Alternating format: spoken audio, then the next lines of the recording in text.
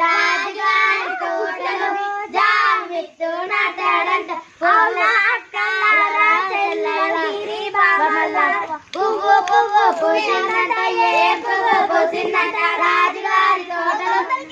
పువ్వు పూసిందంట. అవునా అక్కలారా చంద్రగిరి బామల పండు పండు పండిందంట. ఏం పండు పండిందంట?